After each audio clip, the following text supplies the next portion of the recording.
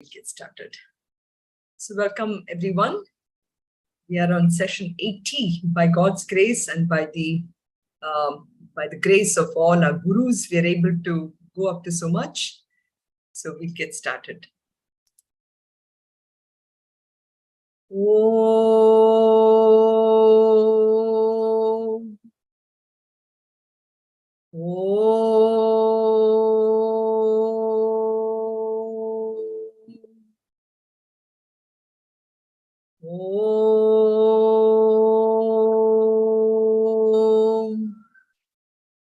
Om Sahana Vavatu Sahanau Bhunaktu Sahaviryam Karavavahai Tejasvinavadhitamastu Mavit Vishavahai.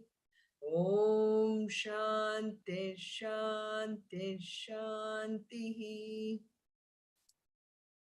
Om Parthaya Pratibodhitam Bhagavatam Narayanena Swayam Vyasena Gratitam Purana Munina Madhye Mahabharatam Advaitam Vridavarshini Bhagavatim Ashtadashadhyayinim Ambatvam Anusantathami Bhagavad Gita Bhavatveshini Namostute Vyasa Vishala Buddhe Pulla Ravindayata Patra Netra Yena Tvaya Bharata Taila Purnaha Prajvalito Jnanamaya Pradipaha Sarvopanishado Gavaha Dogdha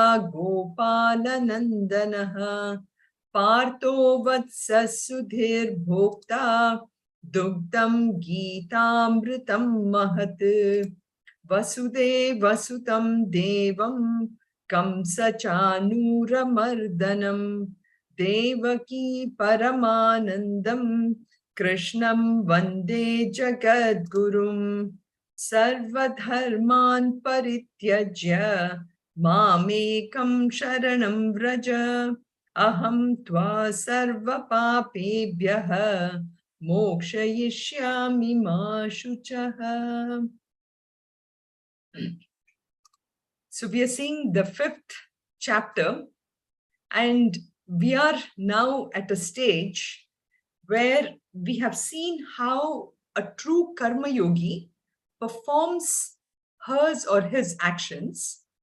And today we're going to see how in the next shlokas, starting with the verse 13, the focus now shifts from karma yogi path to karma sannyasa. So we're going to look at, what is the progress towards our goal as a human being. As I've always said, our goal as a human being is not really to acquire a lot of possessions, to acquire a lot of friends, a lot of Facebook likes, all those things. But really our goal as a human being is trying to understand who truly I am. What is my true nature? I always think I'm this body, mind, intellect through which I function in this world. I do my actions. But in reality, that is not who I am. Those are just nothing but the equipments that has been given to me to perform my actions in this world. It is a way for me to exhaust my vasanas in this world through actions. As we know, vasanas lead to desire, to actions, and that is all my body, mind, and intellect is to be used for. So karma yoga is a path through which I get to exhaust those vasanas. And the next path, which is from verse 13 that we're going to see, we are actually going to see the path of the renunciation or actionlessness. So we saw the path of action. We're going to start looking at the path of actionlessness. So you will see that there are differences between the two paths. The sadhanas are different for a karma yogi versus a sadhana for a karma sannyasa yogi. Yeah. So that is what we're looking at. So again, in order to set us on that path, let us see how the path of action was really prescribed for all of us. Now, bear in mind, both the path of action as well as the path of actionlessness. I'm using the word actionlessness because so far I've always used the path of renunciation, but we can use the word of actionlessness because if you remember, that's where Arjuna wanted to go. Arjuna wanted to straight away dive into the deep part of an ocean or really climb the highest mountain without going through the steps. So Krishna is advising Arjuna that path of action is really important for us. But he also says both of them lead to the same goal, which is that aspect of understanding that I am not this body, mind, and intellect. So as I showed last week also, today I'm totally convinced that I am this body, mind, senses, right? So it is through all this equipment that I really seek happiness and peace in this world of objects and relationships. And here I have just a picture of, a small car, and then it gravitates to a bigger car. If you look at what our world is all about, that's basically all it is, right? Which is whether it's material possessions, whether it is relationships, we are looking for something deeper, something which I'm not able to see today.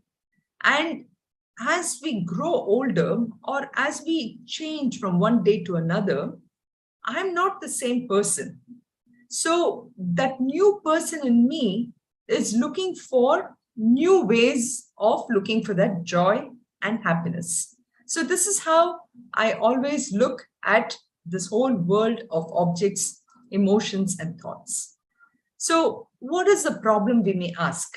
What is wrong in looking at this? So we saw that as I'm looking at each one of this aspects to give me happiness and peace, actually my life goes through a lot of ups and downs. On one hand, when I get something, I'm happy. And another time when I don't get something, I'm unhappy, I'm stressed out, I'm frustrated, and everything.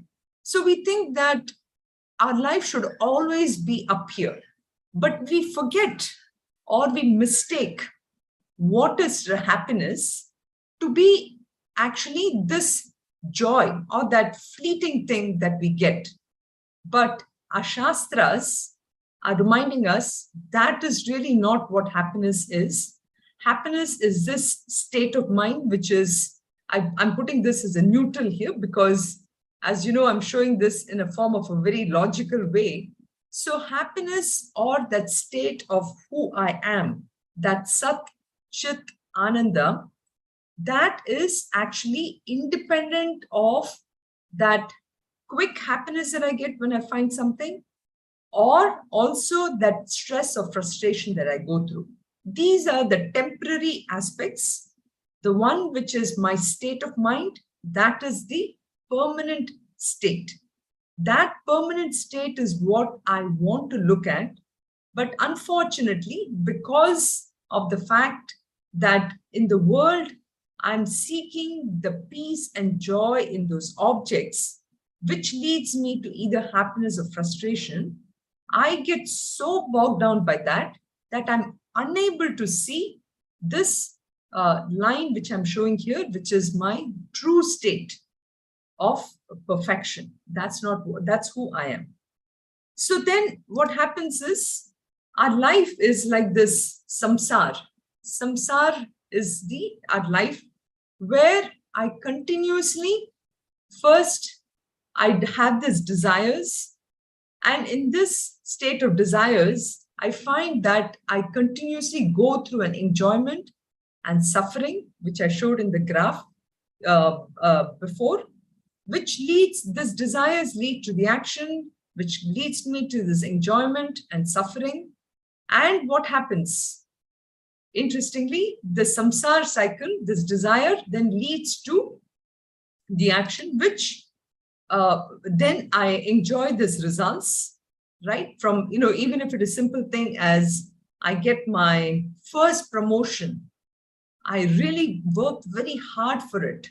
I desired that promotion. I worked hard. I acted upon it. And then I finally get it. Now, am I happy? Well, I am happy for whatever that period of time is. And you can equate this thing to anything, this example of promotion to anything.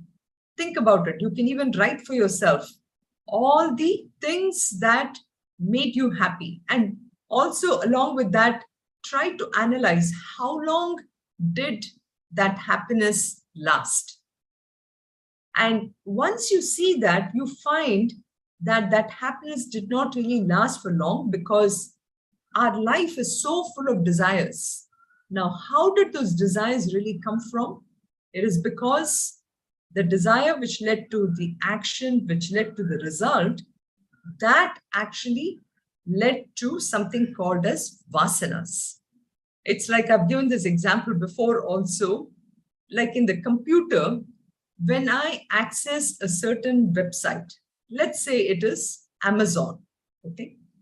Now I access this website on Amazon and I'm looking for something. I might be looking at something as simple as a hard drive. I'm just using a very mundane example here. And lo and behold, every time I even just access my computer, I may be just going on Google. On the right-hand side, every time I see this picture of various kinds of drive, and I may have said, I've already bought this. Why am I being tempted? But no, it will tell me all kinds of drive, all kinds of different companies which are making these drives, everything. So that is really this vasana we are talking about. So you can equate this to our life itself, where every time when I was enjoying a particular object, that led to this cycle. So this is really, if you analyze our life is nothing but this cycle. And we get bound by this aspect of it here. So then the question can come is, should I really suppress my desires, or should I just run away, which is what Arjuna was trying to go. So this is why in Bhagavad Gita, we have Krishna not telling us that, no, you have to be here. He tells us, that both the path of action and the path of actionlessness. But he also puts the onus upon us. He asks us, where are you on this journey?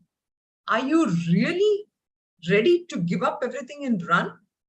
Or do you want this other mechanism by which you can stay here, you can do whatever you have to perform, and then go? So, friends, that is the question for us too. Are we ready? Are we ready for actionlessness? Being in Vanaprastha, we are getting there, but Vanaprastha is a perfect time where we are slowly getting rid of our baggage, not just material possessions, but also mentally I'm detaching myself to get to a state where I can practice that actionlessness. And that is why we say that, no, I'm not yet ready, because if I really think about getting into that actionlessness, and I have this picture of somebody who's in meditation. So many times we think that meditation is the ultimate aspect, where it is a state of an actionlessness, where my mind would just calm down completely. And I'm sure many of you who have practiced meditation will know that that doesn't really happen that way. When I'm sitting down, where I think I'm being completely actionlessness, that's when all the thoughts in the world will really come about. And, it really disturbs my mind. So this is why in our Shastras too, as much as meditation is, the whole aspect of meditation, which is now in the West, has become such an important aspect. And there are, I think I've given you last time a number like 2.5 million even apps which are there for meditation. Guess what? It is not the answer. The answer is really continuing to do what we are doing, but with understanding. So staying where I am and continuing to do what I'm doing is why the path of action is really prescribed for all of us, because in and through every action, all we need to do is a simple shift in our thinking. We need to just change our attitude in the performance of our actions. And this topic of action is so important. And that is why I keep this introduction to this, what we're going to talk about, to keep us that thought in our mind as we are doing the shlokas. So I'm going to open this up a little bit now to ask if you have any thoughts or questions on what we discussed before we go.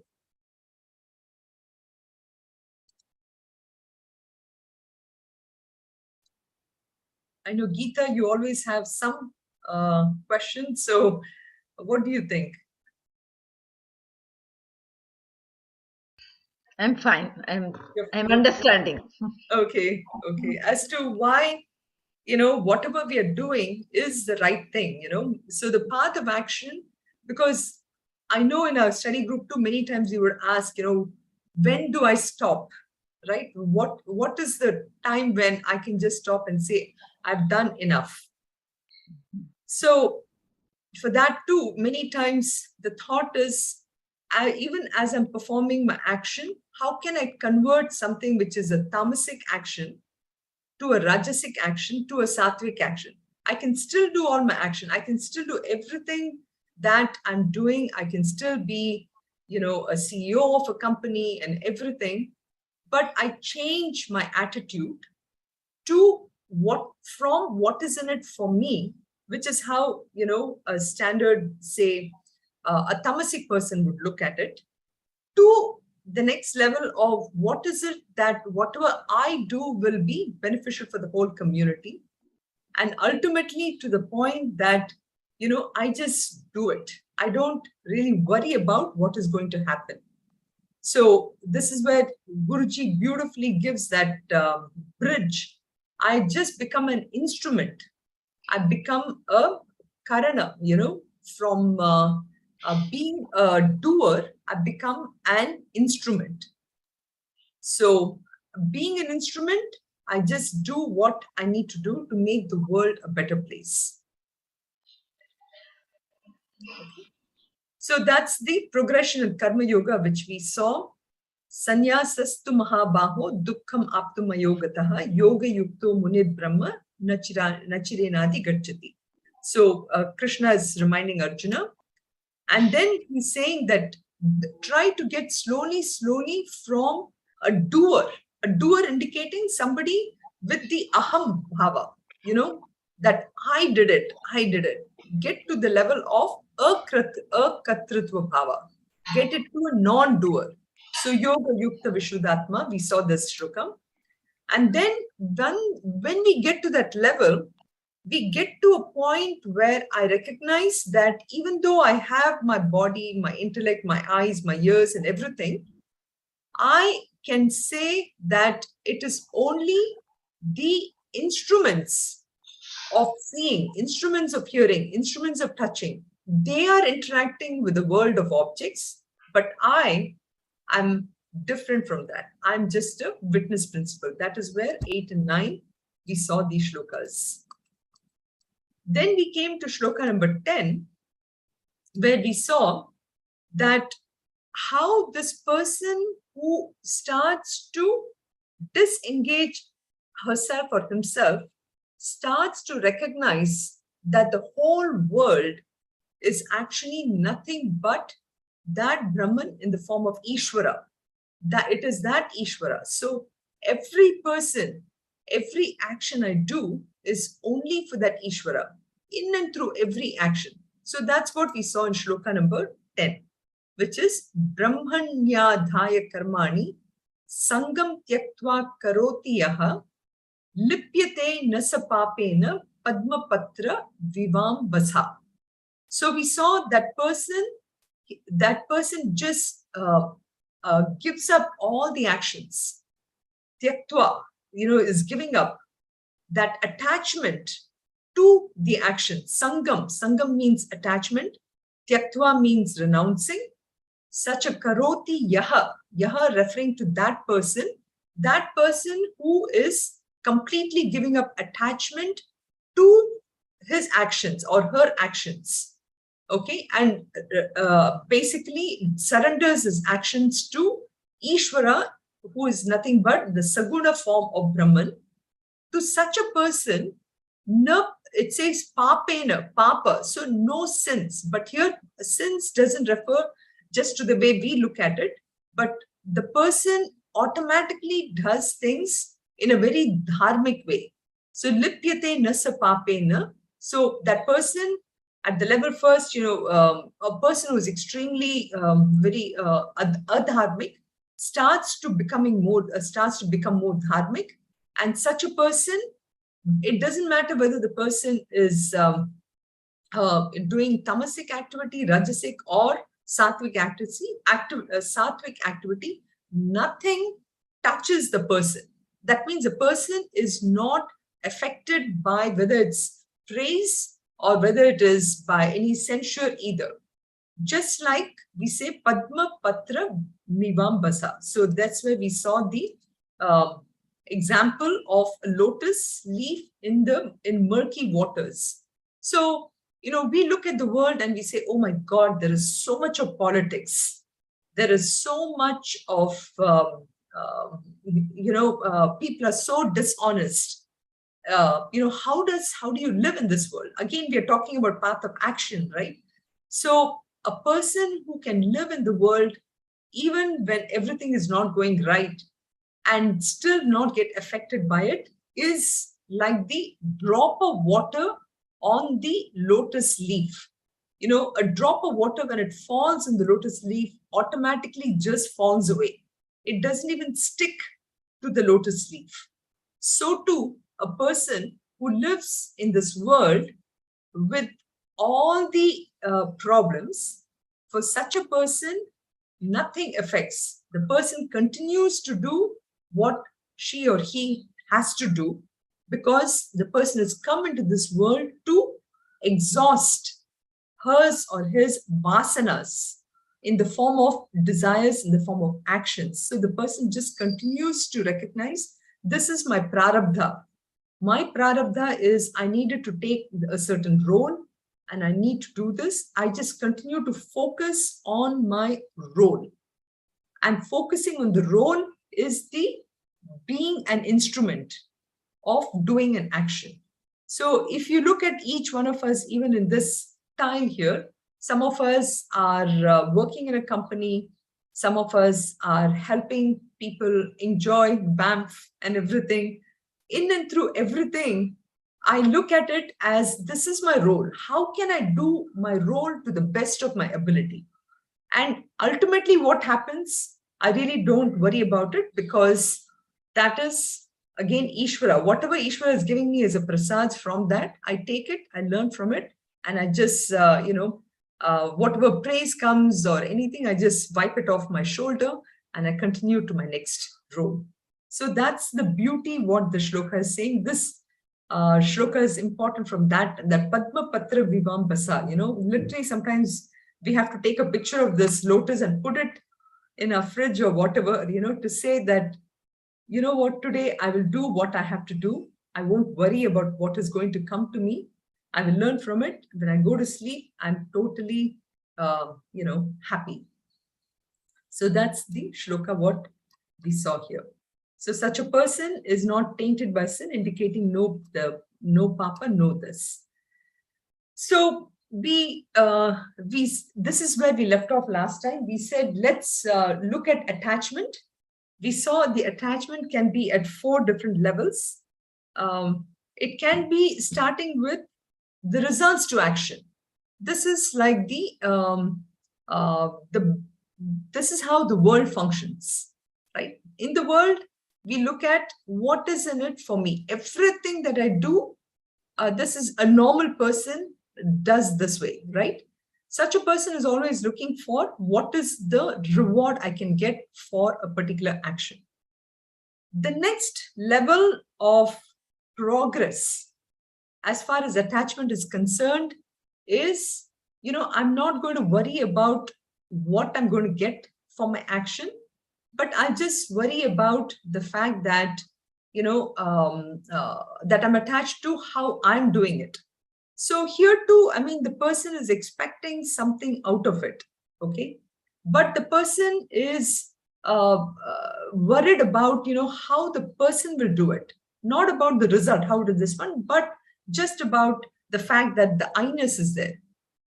I will just the song in a particular my way, I will do it only this way. So that also we see a lot of people with that kind of that negative ego, right? So that's the part of it is, so it's, which is again a little better than the previous one, but the person still has a strong ego that it has to be done exactly how I'm doing it. And that is only the right way, whether it is, when I have to cook something or I'm driving, especially I think this example pertains for driving, when I'm driving to a particular place, there may be two different routes to go to this place, but I feel I am right. I can go only this way. So that is the thing we saw it. The next one is where I have this next level of attachment. The next level of attachment is I'm singing this song, which is, I just feel good that I'm the person. So that kind of, both 2 and 3, it is about ego, but the third one is an even softer one. Here, I feel I'm doing it, but I'm willing to listen to somebody else. Give me some comments. So that kind of an attachment. And then finally, the last part of it is attachment to a sense of non-doership. The aspect of, I feel good about the fact that I'm not doing it. By not singing the song, I'm the non-singer of the song. I'm actually attributing it to the instruments which is doing it. So I'm saying that my mouth is singing, or the intellect is thinking about it, but I myself, I'm not doing it. You see? So it is that is that similar to listening to a concert? Yes, in some ways. So let me explain in giving that example what you just said, Geeta. It's a very good example. It's like, for example, nowadays, I see a lot of Arangetram notices coming up, right? So this is a season of Arangetrams. And you are invited to an Arangetram, and you see that the girl who is dancing, she has put a lot of effort into it, and she's dancing and she's doing everything. She is sweating and everything. But you, as an audience, you are looking at the girl, you're enjoying the whole thing, but you're not the girl who's dancing, correct? So it is that level. You have, you are a witness to everything that is going on. Mm-hmm. But you're a witness to the performance. So there is no attachment, right? There is no attachment. So it is attachment to the sense of non-doership. So you are not doing, you are not the person who is doing it. So the very first slide that I showed, where you had the body, the intellect, the senses, and the mind, correct? Now, this is especially in meditation, right? This meditation, one should be able to slowly think about this, reflect upon it. For example, it's a very, very powerful, the question that you asked is very powerful. And I think I'll probably spend a little time on this too, because you brought it up. Let's say the same example, let's take the cooking example itself, okay? Cooking, or maybe even cooking and eating something, okay? When I'm going to cook something, I buy the vegetables, I get to the stove and I cook it. Now, if I look at the vegetables, did I really make the vegetables? The earth made the vegetables. They made it in such a perfect thing, and then when I'm trying to make something, say a spinach dal or something like that, okay? Now, who is doing it? Yes, my hands are going towards doing it. My intellect is processing all this information. Everything is, and then my memory is making me do it. But in all this, there are so many, it's such a complex machine that has come forward to do the spinach dal, okay? So there are both external factors and internal factors. Externally, the spinach was made so perfect because of the right amount of sun, right amount of light, earth, everything, and the Mayas, brought it in the right time. So many factors externally went there. Internally, also, I had to process so many things to make it happen. So in and through all this, there is so much going on, which I don't even understand and process, which is happening. So that aspect of it, which allows me to do, is actually Ishvara, right? But if I look at myself, I should be able to get to the state where I am not the doer, because there's so many things which is happening on the outside. So that is what we are trying to show, is that attachment to the sense of non-doership. I am attached to that Atman, which is a witness to everything that is going on. So that is the ultimate state of an attachment. So that is where we want to go with, where I'm able to detach myself from my body, mind, intellect, and everything, and attach myself to that witness principle. That is the non-doership. Why did you bring in all those aspects of the vegetable and it's processed and all that? Why do we need to know that? Because why we need to do that is because today we take so much for our mind is we are not able to we never think about that at all.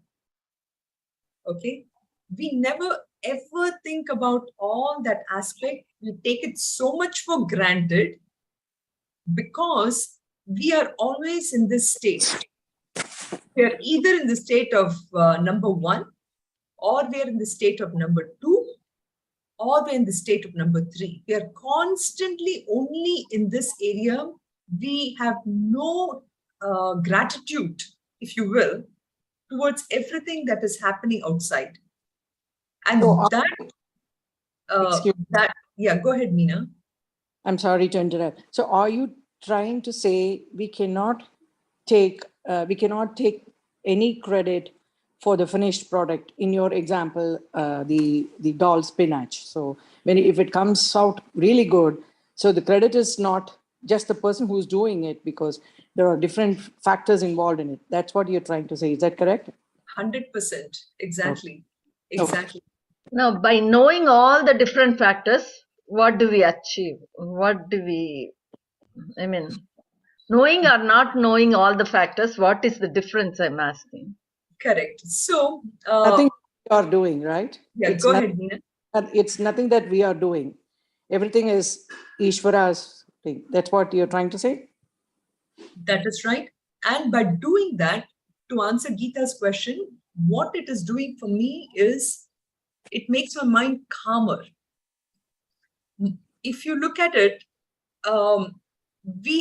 it's become a habit for us, and it is becoming, not to digress from where I am today, but I want to point out that we are living in a false world today where I'm constantly expecting something out of everything what I'm doing. So our younger generation, for example, with all this technology of Facebook likes and all this, instant gratification is where we are going today. And this instant happiness or that picture that I showed with this frustration and this unhappiness, that's the world we are constantly living in. And that world that we are living in is because we have not understood the number of factors that goes into doing things. And all the time, I think I'm the one who's doing it. When I think I'm doing it, when I think I'm the only one who's doing it, I face all this immediate pleasures and immediate frustrations. But if I recognize all the factors, then I recognize that, okay, today the spinach dal didn't come out that well. Maybe because the spinach came from a certain region or whatever. Maybe there was a little more fertilizer. Maybe there was something I didn't wash well and something was sticking, whatever, right? So many factors could have been. So that's why this shloka I'm spending that time to show that shloka of Brahmanya Dhaya Karmani, because you can really, that Sangam Tyaktva, that attachment is such an important aspect. We have to get to that level of the fourth one. So this is a progression, it's a ladder. And that is why we want to recognize all the factors. Make sense? Or Good. It's a very, very powerful, this whole action, karma yoga, which is what this last shloka of this thing is all about, is really powerful. We have to understand what karma yoga really means, and this attachment. Attachment to our karmas is what is causing that whole cycle of samsara, which I showed before. Because every time I do this, I get attached to my action. I get attached to what people are trying to tell me. Every time that cookie gets dropped into my psyche, and that cookie prompts that same action to be done again and again and again. I have actually so much more thoughts on this, and maybe next week I'm going to explain some more diagrams to show how this attachment is the one which leads to our next birth also. Because I made this one statement, which is, I start an action on a particular day. The next day, I'm already a different person. So what happens is I start an action thinking that I'm going to get a particular result. But for a result to happen, again, let's take the same spinach dal example. Why is it the same? The spinach dal doesn't taste the same when you make it or when I make it.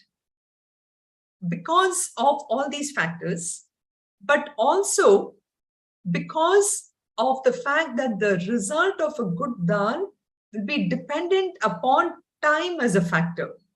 So I want to put all that also in the form of graph to explain why that time is such an important factor. And we are born again, like, in a whole birth, in a whole janma cycle, we may not get to experience the result of what I really wanted to do. For example, I may really want to go to Mars or something like that. I think with this body that I have in this world, it's impossible. I don't think they will, have commercial flights to Mars in this birth. So I have to be careful that I don't have a desire of going to Mars in this birth. I will have to take another birth to experience going to Mars. Correct? So, I don't know, maybe I deviated a little bit from where I was mentioning about this, but the point is, this attachment is such an important aspect for us to pay attention, to recognize that it needs to be given up. This 1, 2, and 3 has to be worked on. And like I said, we will spend more time on this next week to explain that aspect even better. If any of you have any other questions on this, please do send it, because like I said, I will develop that model for next week. Because what Geeta just said about that concert example just prompted some thoughts suddenly in my mind. I have another thought also. Supposing if we sing for ourselves, okay, we enjoy singing by ourselves, is that an attachment also? We don't sing for anybody else. We sing maybe a bathroom singing or something like that. We sing for our own happiness, right? There is no attachment. Is there an attachment there also? That comes under category number 3. The fact that I am singing the song. Yes. Why am I singing? Because I get some pleasure out of it. Yes. But how is it connected to attachment? That's what I don't understand. Because you are getting that pleasure, it makes you happy. It still is a much better sense of attachment compared to the fact that the 1 or 2. But still, the fact that I am singing, Now, suppose I sing in, somebody has a question, please. No. So is there like, I'm doing it for myself, not like a service or something? Will that matter? Because for my happiness, there's a doership, and also it's for my happiness. Can you give an example? Myself is like ego, you think? Like, no, not. Yeah, I is there and I is there. And Is there, I is there, and I am getting that pleasure. I am singing for myself. Correct. Doership is there. The doership is there, and that is why it is that 3rd level of attachment. Right. Oh, okay. Attachment. How do we get rid of non-doership? How do you get rid of non-doership? No. How do we get to non-doership? How do we get to non-doership? We get to non-doership. So there, one beautiful example I'll just give that as an analogy, and then we can see how it works. Like for example, we have a teaspoon of salt. Okay, I take a teaspoon of salt and I put it in this cup. Okay, which is filled with 2 ounces of water or something like that. Now, obviously, that water is going to taste salty, correct? Now, I take this cup of water and I put it into a big, say, 4 gallons of water. To the extent now that 4 gallons of water is much less salty. I take that 4 gallons and I pour it into an ocean. Okay, not ocean, sorry, let's put Lake Michigan.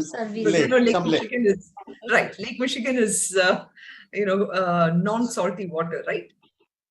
Can you even taste the salt? You cannot. It gets diluted. Diluted.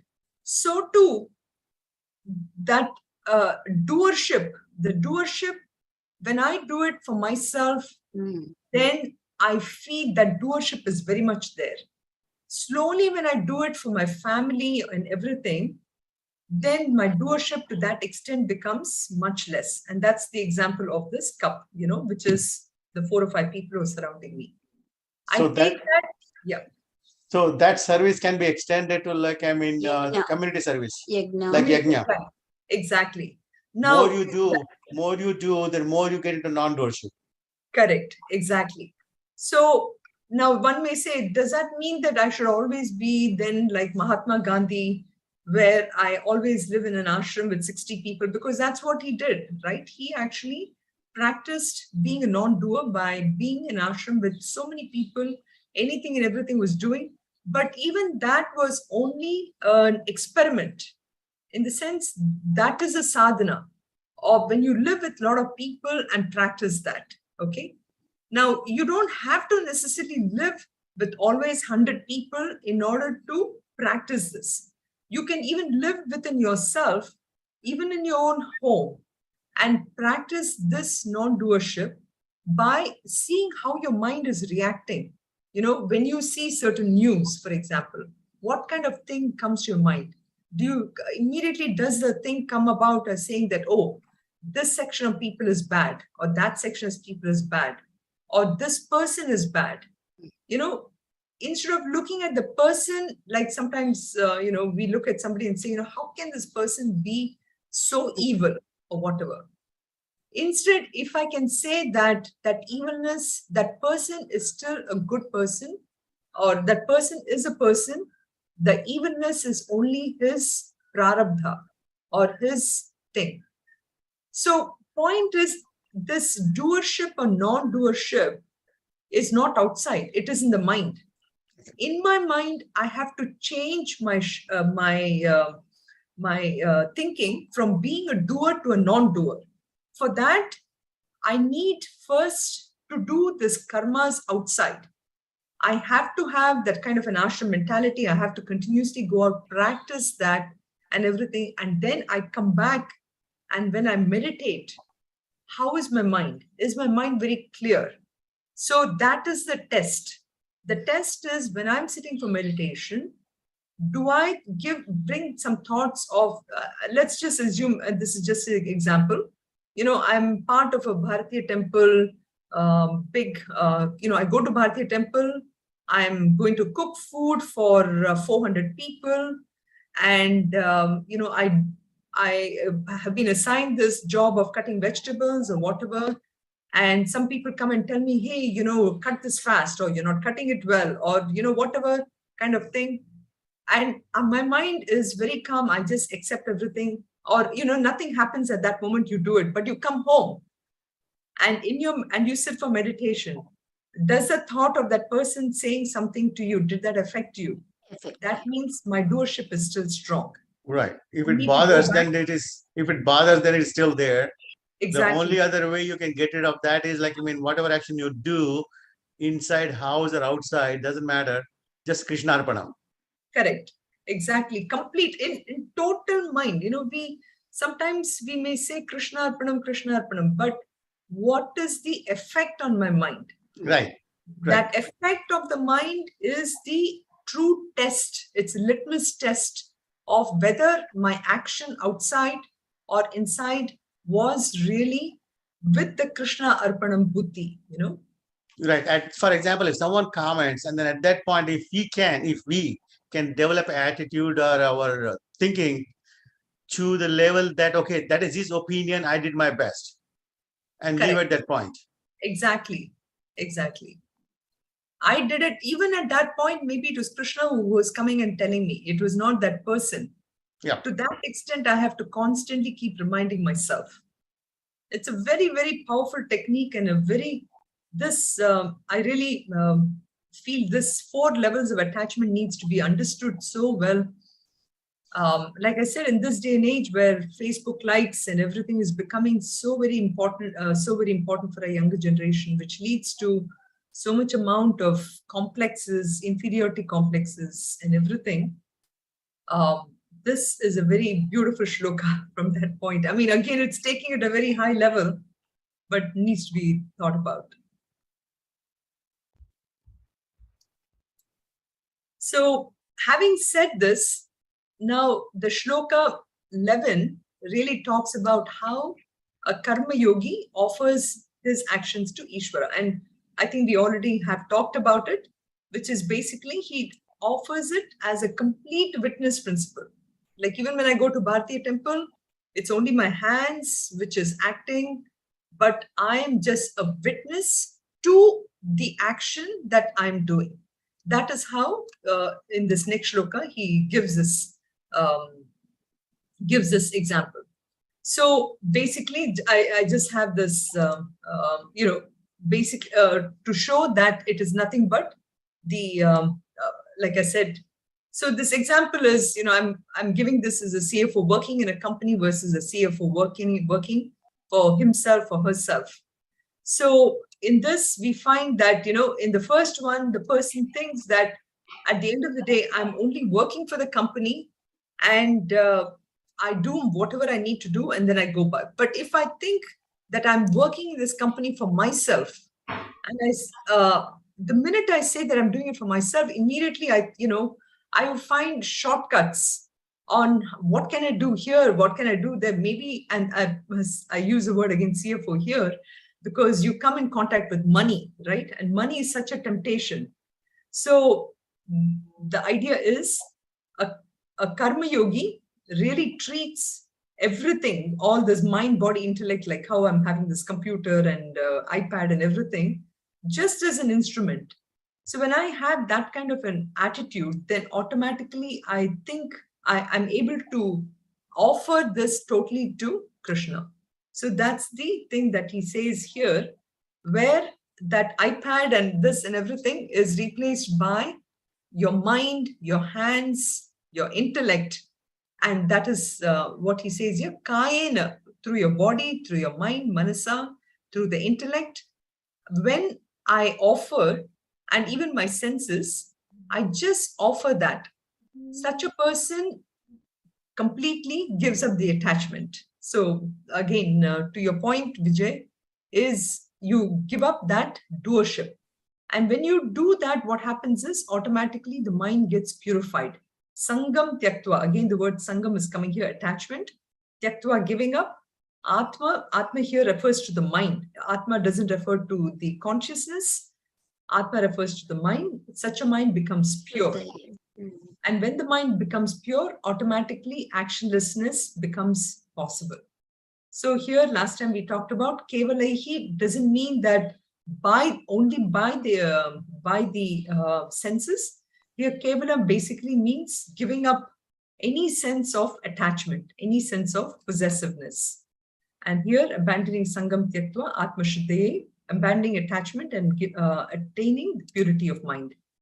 And such in Ishavasya Upanishad, the Karma Yoga example, this second shloka talks about Karma Yoga, performing action. The only thing that should be the only way that one should desire to live in the world. That is, I've come here with my skills, to be of help in this universe.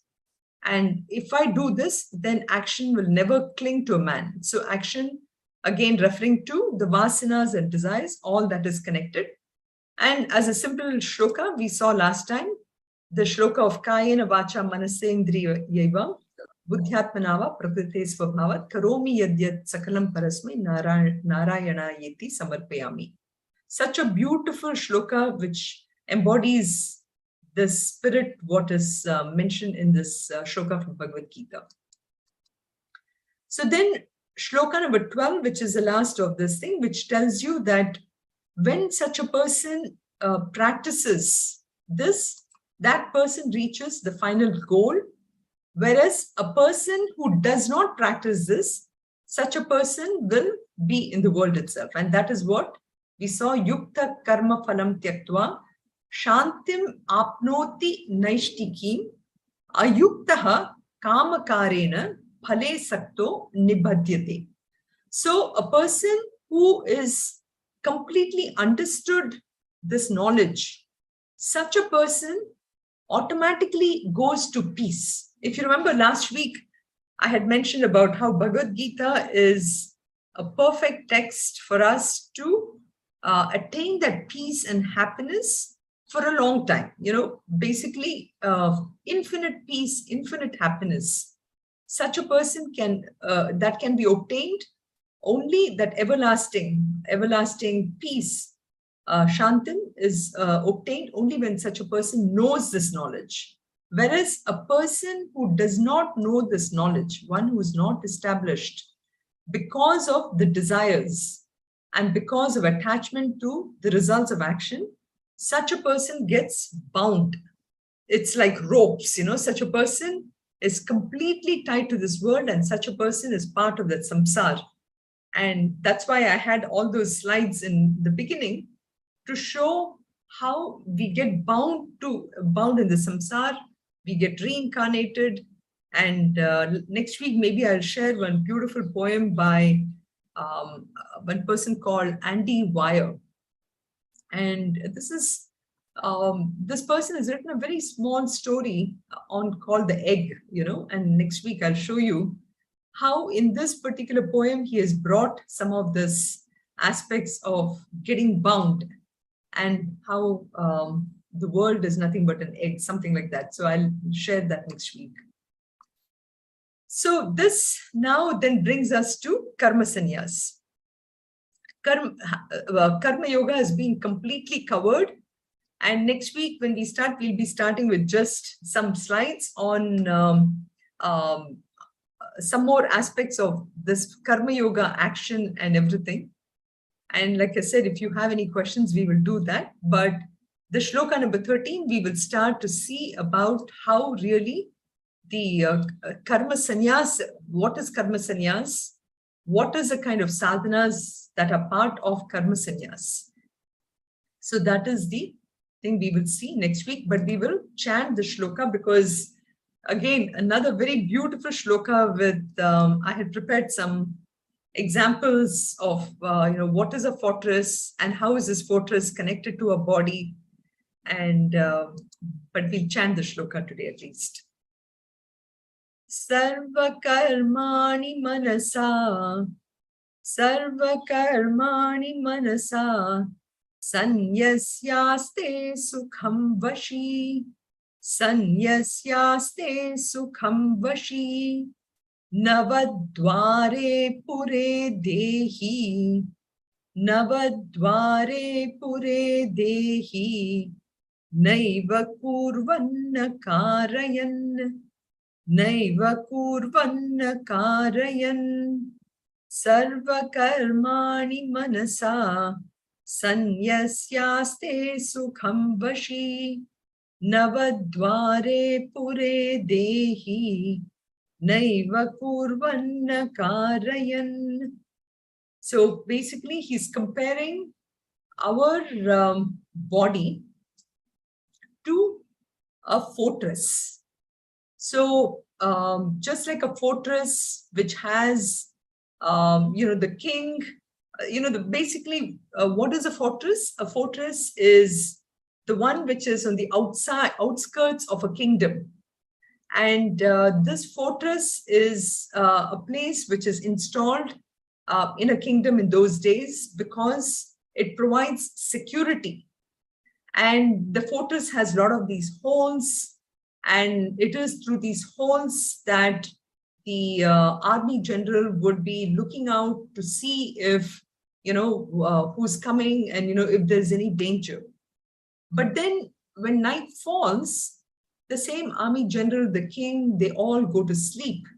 And, all the holes are basically closed and, the person goes to sleep, correct? So too, our body is nothing but it has 9 gates.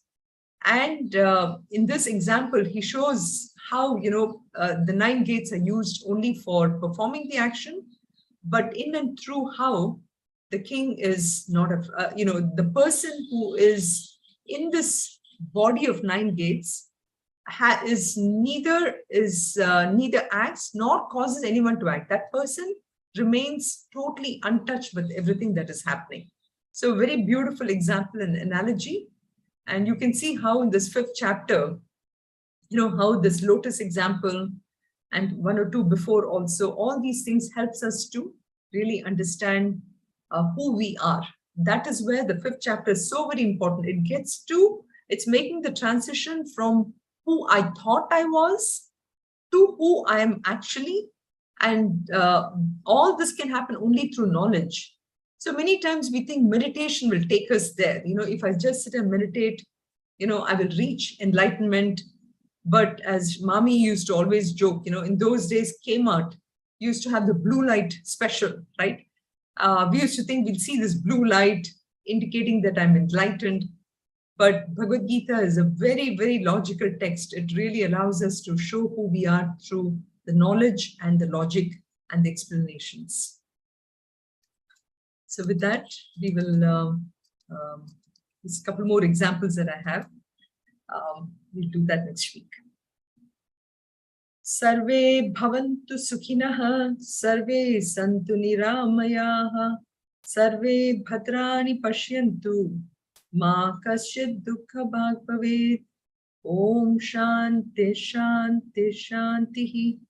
Om Purnamadav Purnamidam Purnat Purnamudachyate Purnasya Purnamadaya Purnameva Vashishyate.